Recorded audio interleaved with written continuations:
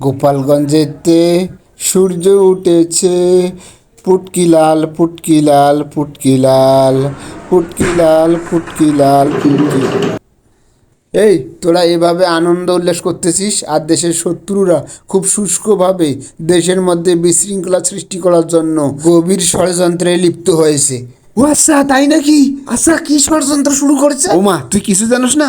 এ দেশের শত্রুরা আজ অথবা কাল এমন একটা বিশৃঙ্খলা দেশে সৃষ্টি করবে যাতে করে আন্তর্জাতিক মহলে আমাদের ভাবমূর্তি নষ্ট হয়ে যায়। ভাই, এখন আমাদের কি করা উচিত? এখন আমাদের উচিত হিন্দুদের বাড়িঘর, হিন্দুদের মন্দির এগুলো পাহারা দেয়া। আমি অবশ্যই হিন্দুদের বাড়িঘর পাহারা দিব, মন্দির পাহারা দিব, কিন্তু তুমি পাহারা দিবে না? অবশ্যই।